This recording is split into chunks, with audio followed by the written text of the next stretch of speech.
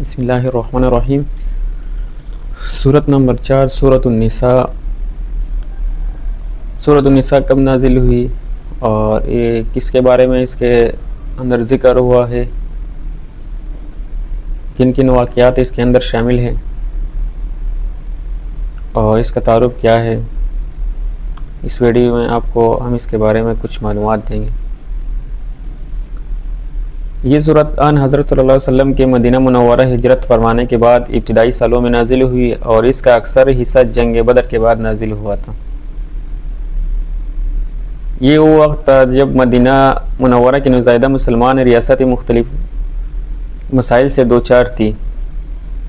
لیکن زندگی کا ایک نیا ڈھانچہ ابھر رہا تھا جس کے لیے مسلمانوں کو اپنی عبادت کی طریقوں اور اخلاق و معاشرت سے متعلق تفصیلی ہدایت کی ضرورت تھی۔ دشمن طاقت اسلام کی پیش قدمی کا راستہ روکنے کے لیے سر توڑ کوششیں کر رہی تھی اور مسلمانوں کو اپنے جغرافیائی اور نظریاتی سرحدوں کی حفاظت کے لیے نئے مسائل کا سامنا تھا۔ یعنی سورۃ النساء ان تمام معاملات میں تفصیلی ہدایت فراہم کی ہے، چونکہ ایک مستحکم خاندانی ڈھانچہ کسی بھی معاشرے کی بنیاد ہوتا ہے، اس لیے یہ سورت خاندانی معاملات کے بارے میں مفصل احکام سے شروع ہوئی ہے، چونکہ خاندانی نظام میں عورتوں کا بڑا اہم کردار ہوتا ہے، اس لیے عورتوں کے بارے میں اس سورت نے تفصیلی احکام عطا فرمائے ہیں اور اس لیے اس کا نام سورۃ النساء ہے۔ جنگ احد کے بعد بہت سی خواتین بیوہ اور بہت سے بچے یتیم ہو گئے تھے، اس لیے سورت نے شروع ہی میں یتیموں کے حقوق کے تحفظ کا انتظام فرمایا ہے، اور یہ آیت نمبر 14 تک میراث کے احکام تفصیل سے بیان فرمائے ہیں۔ زمانہ جاہلیت میں عورتوں کے ساتھ طرح طرح کے ظلم ہوتے تھے، ان مظالم کی ایک ایک کر کے نشاندہی کی گئی ہے اور معاشرے سے ان کا خاتمہ کرنے کی ہدایت کر دی گئی ہے۔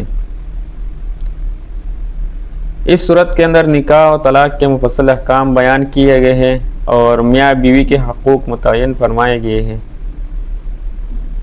یہ مضمون آیت نمبر 35 تک چلا ہے، جس کے بعد انسان کی باطنی اور معاشرتی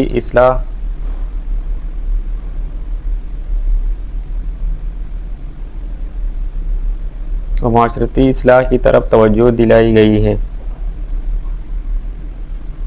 مسلمانوں کو عرب کے صحراؤں میں سفر کے دوران پانی کی قلت پیش آتی تھی، لہذا آیت 43 میں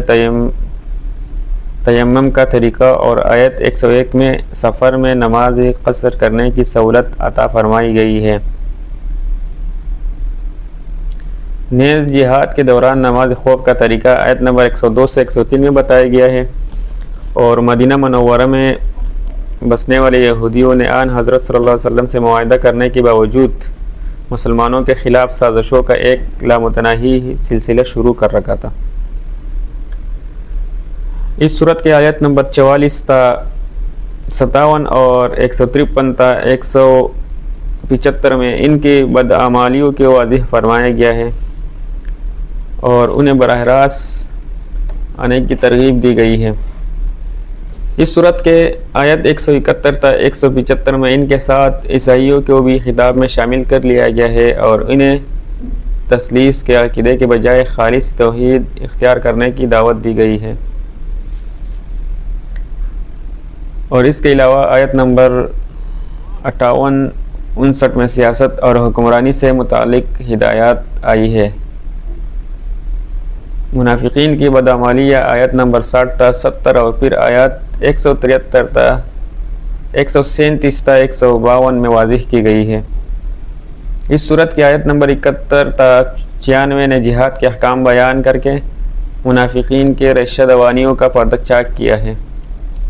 اور اسی سیاق میں آیات نمبر 92-93 میں قتل کی سزائیں مقرر فرمائی گئی ہے۔ جو مسلمان مکہ مکرمہ میں رہ گئے تھے اور کفار کے ہاتھوں مظالم جیل رہے تھے، ان کی ہجرت کے مسائل آیت نمبر